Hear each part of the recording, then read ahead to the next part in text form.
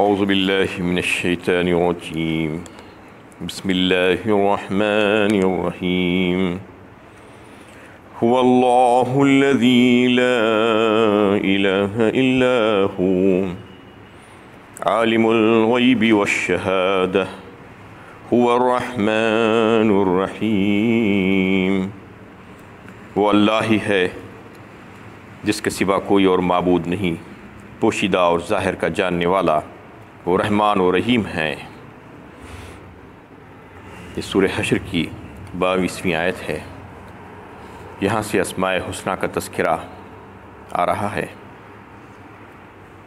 اسماء حسنہ احسن جسے کہا جاتا ہے، مبالغہ کا جو صیغہ ہے، حسین سے احسن، بہت زیادہ حسین، بہت زیادہ خوبصورت، اس کی تانیث ہے حسنہ، اور یہ اسماء حسنہ اللہ تعالیٰ کے لیے منسوب ہے۔ یہ صفاتی نام، اچھے اچھے نام، جس کو اللہ تعالیٰ کو ان ناموں کے ساتھ پکارنا چاہیے، اس سے ان کی عظمت اور جلالت اور اس سے ان کی قوت اور قدرت کا اظہار ہوتا ہے۔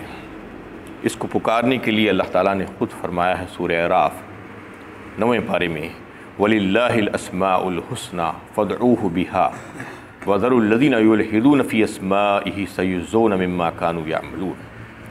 یعنی سارے اچھے اچھے اور پیارے پیارے نام اللہ تعالیٰ ہی کی ہیں، ان کی صفات ہیں وہ، اور تم ان کو ان ناموں سے پکارو۔ فَادْعُوهُ بِهَا وَذَرُوا الَّذِينَ يُلْحِدُونَ فِي أَسْمَائِهِ، اور جو لوگ اس میں کجروی اختیار کرتے ہیں، اس کو اختیار کرنا نہیں چاہتے، پکارنا نہیں چاہتے، تو ان سے دوری اختیار کرو، وہ عنقریب سزا پائیں گے۔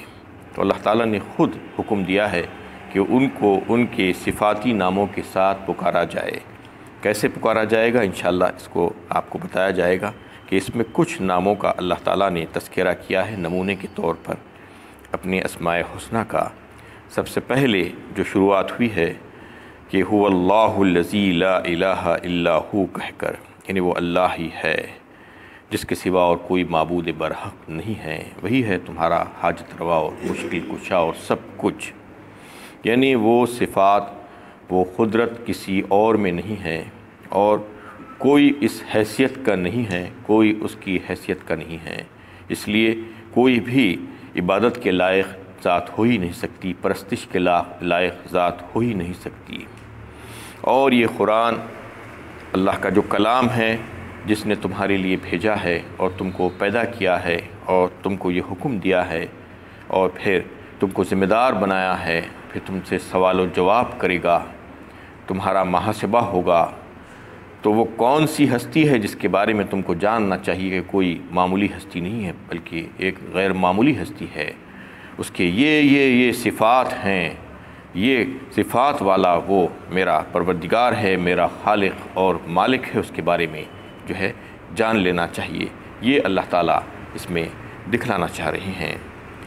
عالم الغیب والشہادہ، یہاں سے اللہ تعالیٰ کی صفات کا تذکرہ ہو رہا ہے۔ سب سے پہلے فرمایا کہ عالم الغیب، عالم الغیب، غیب کا علم رکھنے والا، یعنی انسانوں سے اور دیگر مخلوقات سے جو بھی چیزیں پوشیدہ ہیں، ان ساری چیزوں کا وہ علم رکھنے والا ہے، ساری چیزوں کا وہ جاننے والا ہے۔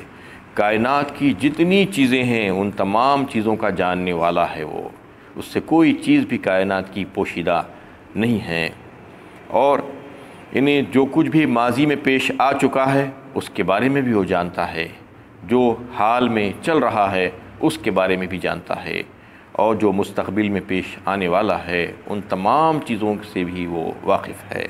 اس کا علم کلی علم ہے، اور اس کا علم کسی کا عطائی علم نہیں ہے، بلکہ ذاتی علم ہے، کامل علم ہے، اس میں کسی قسم کی کوئی کمی اور نقص نہیں ہے، اور وہ سارے علوم کو جانتا ہے۔ علم محیط ہے اس کا، کائنات کے ذرے ذرے کا علم اس کے پاس ہے۔ جیسا غیب کس کو کہا جاتا ہے؟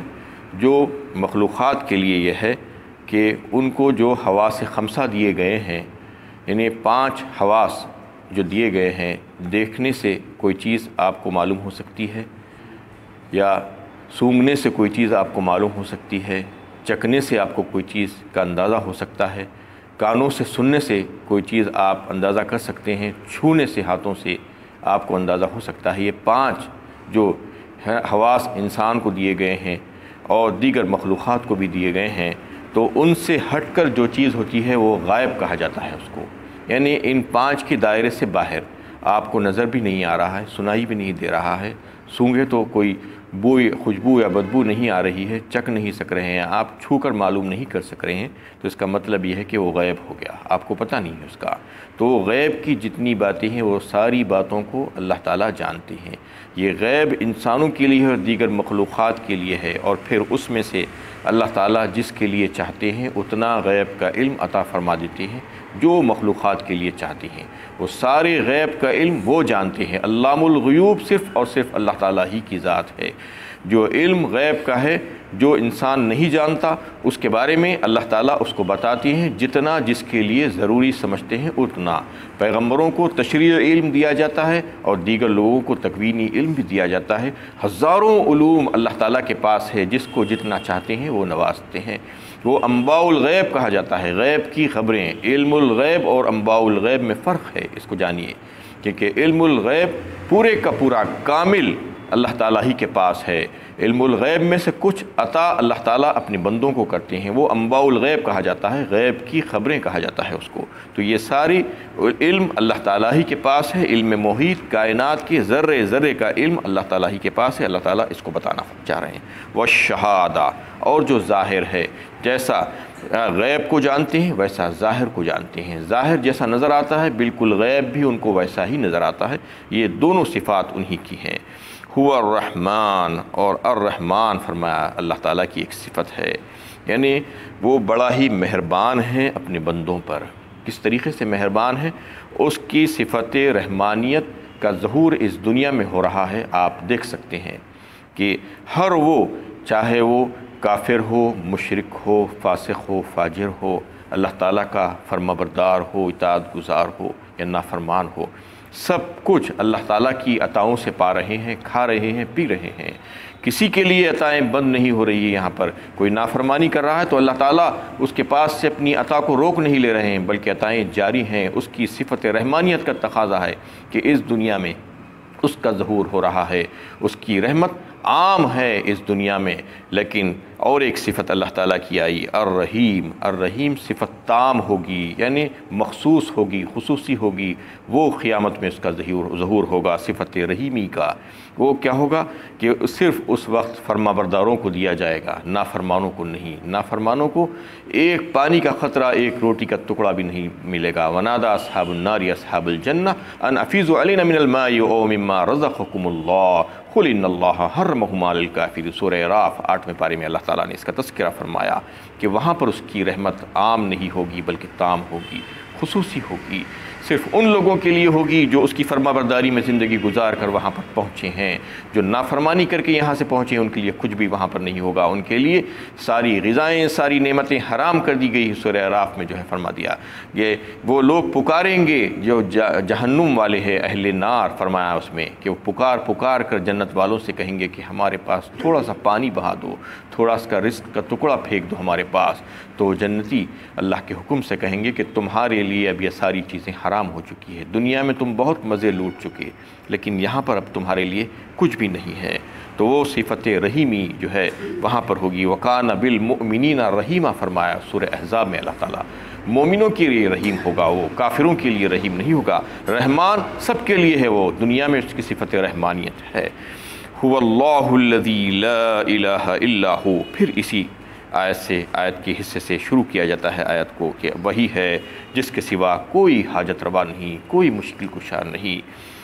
الملک فرمایا اس کے بعد، یہ صفت ہے اللہ تعالیٰ کی ملک۔ ملک کا معنی ہے بادشاہ کے، حقیقی بادشاہ، بادشاہوں کا بادشاہ، شہنشاہ، سارے بادشاہوں کو بادشاہت دینے والا، اور جس کی فرمان روائی اور حکمرانی ساری کائنات پر چل رہی ہے، جس کی سلطانی اور حکمرانی ساری دنیا پر، ساری کائنات پر ہے، وہ ہے الملک۔ اللہم مالک الملک تؤتی الملک من تشاء وتنزع الملک ممن تشاء وتعز من تشاء وتذل من تشاء بیدک الخیر انک علی کل شیء قدیر۔ سورہ آل عمران تیسرے پارے میں اللہ تعالیٰ نے فرمایا کہ اللہ دعا کرنا سکھلا دیا گیا ہے اللہ تعالیٰ کی طرف سے کہ اے اللہ آپ ہی ہیں تمام جہاں کے مالک، بادشاہوں کے بادشاہ، جسے چاہتے ہیں آپ حکومت اور اقتدار اور سلطنت سے نواز دیتے ہیں، اور جس کے لیے چاہتے ہیں اس کی سلطنت کو چھین لیتے ہیں، اور جسے چاہتے ہیں عزت عطا فرماتے ہیں، اور جسے چاہتے ہیں ذلیل کر دیتے ہیں۔ آپ تمام خیر و خوبی آپ ہی کے ہاتھ میں ہیں، ساری قدرتوں کے مالک آپ ہی ہیں۔ یہ دعا سکھلائی گئی، تو اس میں یہ بات واضح کر دی گئی کہ مالک الملوک، بادشاہوں کا بادشاہ وہی ہے، اس کے علاوہ اور کوئی نہیں ہے۔ القدوس فرمایا اس کے بعد، یعنی ہر طرح کے عجز و نقص سے پاک، کوئی بھی برائی اس کے طرف منسوب نہیں کی جا سکتی، وہ تمام برائیوں سے پاک اور منزہ ہے۔ السلام، اور وہ جو ہے سراسر سلامتی والا ہے۔ المومن، اور ہر چیز کو جو ہے ایمان دینے والا، ہر چیز کو امن دینے والا ہے۔ وہاں پر مومن جو بندوں کے لیے بولا جاتا ہے تو اللہ اور رسول کا فرما بردار، اور جو اللہ تعالیٰ کی جو صفت ہے المومن، وہ امن دینے سے ہے۔ المہیمن، نگہبانی کرنے والا، ہر چیز کی حفاظت کرنے والا، ہر شے کی۔ العزیز، عزیز جو ہے زبردست اور غالب، کسی چیز کو بزور زبردستی نافذ کر سکتا ہے۔ الجبار، جبر سے ہے، یعنی جبر کرتا ہے اور چیزوں کو جو ہے ٹھیک کر سکتا ہے زوردار طریقے سے۔ المتکبر، سب سے بڑا یعنی بڑائی اسی کے لیے ہے، کبریائی اس کی چادر ہے، اور کوئی اس جیسا نہیں ہے، وہ بڑا ہے اور بڑا ہو کر رہتا ہے، اور وہ کسی کا محتاج نہیں ہے۔ جو بڑا ہوتا ہے وہ کسی کا محتاج نہیں ہوتا، جو محتاج ہوتا ہے وہ بڑا نہیں ہوتا، یہ بات سمجھ لینی چاہیے۔ تو جو محتاج نہیں ہے وہ صرف اور صرف اللہ کی ذات ہے، تو وہی متکبر ہے، وہی جو ہے کبریائی کے لائق ہے، کوئی اور ذات کبریائی کے لائق نہیں ہے۔ سبحان اللہ عما یشرکون، پاک اور منزہ ہے اس شرک سے جو لوگ کر رہے ہیں۔ هو اللہ الخالق، اور خالق ہے تمام چیزوں کا، تمام مخلوقات اسی کی ہیں، سب کو اسی نے پیدا کیا ہے، چھوٹے سے لے کے بڑے تک۔ الباری، اور وہ ایجاد کرنے والا ہے، وجود بخشنے والا ہے، اختراع کرنے والا ہے۔ المصور، اور تصویر کشی کرنے والا، صورتوں کو بنانے والا۔ دنیا کی کروڑوں اربوں خربوں مخلوقات ہیں، اس کو مختلف صورت اور شکل اللہ تعالیٰ نے عطا فرمائی تاکہ ان کی پہچان ہو جائے۔ پھر انسانوں میں اربوں خربوں انسانوں کو پیدا فرمایا، لیکن ہر ایک کی صورت الگ الگ صورت گری کی ہے اللہ تعالیٰ نے، کوئی کسی سے ملتا ہوا نہیں ہے، ہر ایک الگ الگ ہے، ہر ایک کے نقش و نگار الگ الگ ہے، ہر ایک کے فنگر پرنٹس الگ ہے، ساری چیزیں الگ الگ ہیں، کوئی کسی سے ملتا ہوا نہیں ہے۔ یہ اللہ کی شان ہے، یہ مصور ہے اللہ تعالیٰ ہی۔ لہ الاسماء الحسنی فرما دیا اس کے بعد، اچھے سے اچھے نام اسی کے لیے ہے، یعنی سارے اچھے اچھے نام، اچھی صفات اسی کے لیے ہے۔ قرآن کریم میں کہیں پر اللہ تعالیٰ کے کتنے نام ہیں اس کے بارے میں نہیں بتایا گیا، لیکن روایتوں میں یہ بات آئی ہے کہ 99 نام ہے، 1 کم 100 اللہ تعالیٰ کے اسماء حسنی ہے، ان کو اسی صفاتی ناموں کے ساتھ پکارنا چاہیے۔ کیسے؟ جیسے کہ کسی کو اپنے اللہ تعالیٰ کی رحمت کو متوجہ کرنا چاہتا ہو تو یا رحمانو یا رحیمو کہہ کر متوجہ کرنا چاہیے، اور کوئی اپنے انہیں تنگ دستی کو دور کرنا چاہتا ہے تو یا باسطو یا فتاحو کہہ کر پکارنا چاہیے، کوئی اللہ تعالیٰ کی خوب عطائیں چاہتا ہے تو یا وہابو کہہ کر پکارنا چاہیے، کوئی اپنے فقر و فاقہ کو دور کرنا چاہتا ہے تو یا غنیو کہہ کر پکارنا چاہیے، کوئی پیار و محبت میں اضافہ چاہتا ہو تو یا ودودو کہہ کر پکارنا چاہیے، کوئی غلبہ چاہتا ہے تو یا عزیزو کہہ کر پکارنا چاہیے۔ اس طریقے سے جو ہے یا حفیظو یا مہیمنو کہہ کر حفاظت کے لیے پکارنا چاہیے، کوئی اپنی حفاظت چاہتا ہے، نگرانی اور نگہبانی چاہتا ہے، کوئی امن چاہتا ہے، امن نہیں ہے تو یا مومنو کہہ کر پکارنا چاہیے، کوئی سلامتی چاہتا ہے تو یا سلامو کہہ کر پکارنا چاہیے۔ اتنے سارے نام ہیں، اس کو جان کر اس کو جو ہے اس کے معنی معلوم کر کے انہی ناموں کے ساتھ اللہ تعالیٰ کو متوجہ کرنا چاہیے، تو پھر اللہ تعالیٰ کی رحمت جو ہے اس کے پاس آ جاتی ہے، جو وہ چاہتا ہے اللہ تعالیٰ اس کو عطا فرما دیتے ہیں۔ یسبح لہ ما فی السماوات والارض، ہر چیز جو آسمانوں اور زمین میں ہے اسی کی تسبیح کر رہی ہے، کوئی چیز ایسی نہیں ہے جو اس کی تسبیح بیان نہیں کر رہی ہے۔ وَإِن مِّن شَيْءٍ إِلَّا يُسَبِّحُ بِحَمْدِهِ وَلَٰكِن لَّا تَفْقَهُونَ تَسْبِيحَهُمْ۔ سورہ کہف 15ویں پارے میں اللہ تعالیٰ نے واضح فرمایا کہ ہر چیز کائنات کی تسبیح کر رہی ہے، زبان حال یا خال سے، یعنی جیسا کہ انسان وغیرہ نظر آتے ہیں کہ انہیں خال سے زبان سے بول رہے ہیں تو وہ نظر آ رہے ہیں، حال سے بھی ہے دوسری کائنات کی جو دوسری چیزیں ہیں، درخت، پہاڑ، پتھر، زمین و آسمان کی ہر چیز، ہر مخلوق جو ہے اس کو سجدہ کر رہی ہے، اس کی تسبیح بیان کر رہی ہے، جو ہم نہیں جانتے کہ وہ کس طریقے سے تسبیح بیان کر رہی ہے۔ وہ هو العزیز الحکیم، یہ سب سے آخری آیت ہے سورہ حشر کی، اور بڑا ہی زبردست اور حکیم ہے، اس کے سارے تجاویز نہایت ہی حکیمانہ ہے۔ یہ ساری صورت میں اللہ تعالیٰ نے جو موضوع رکھا تھا وہ قبیلہ بنو نذیر، یہودیوں کا جو قبیلہ تھا، ان کی جلاوطنی پر یہ بات کہی گئی، شروع کی گئی تھی کہ ان کو کس طریقے سے جلاوطن کیا گیا ان کی سرکشی کی وجہ سے، اور پھر وہ اپنے آپ کو بہت بڑا تصور کرتے تھے، اور مسلمان بھی یہ سمجھتے تھے کہ وہ اتنے طاقتور قبیلے والے ہیں، ہر چیز ان کو مہیا ہے، سارے وسائل اور جو ہے ہتھیار، اسلحہ وغیرہ، تو وہ تو اپنے قلعوں سے باہر نہیں نکلیں گے، اور ان کو بھی یہ گھمنڈ تھا کہ ہم کو کون ہٹا سکتا ہے اور ہلا سکتا ہے۔ لیکن اللہ تعالیٰ نے ان کے اوپر مسلمانوں کا اور نبی صلی اللہ علیہ وسلم کا ایسا روب طاری کیا کہ ان کو وہاں سے نکلنا پڑا اور اپنے قلعوں کے دروازوں کو کھول کر جلاوطنی اختیار کرنی پڑی۔ اس طریقے سے اس میں مال فے کے جو احکامات ہیں اس کو اللہ تعالیٰ نے بیان فرمایا، اور جو اللہ اور اس کے رسول کی مخالفت کرے گا وہ ذلیل و خوار ہوگا، اس کو بتایا گیا۔ اور اس میں اللہ تعالیٰ نے ایک دولت اور مال کے تعلق سے ایک قانون بتایا ہے کہ معاشی نظام کیسا ہونا چاہیے، کہ لا یکون دولۃ بین الاغنیاء منکم، اللہ تعالیٰ چاہتے ہیں کہ مال و دولت جو ہے اس کا بہاؤ امیروں سے غریبوں کی طرف ہونا چاہیے، معاشرے میں اس کو پھیل جانا چاہیے، اس کی وجہ سے سارے لوگ اس سے مستفید ہوں اور سب کو اس سے فائدہ ہو، اور پھر معاشرے میں خوشحالی آ جائے۔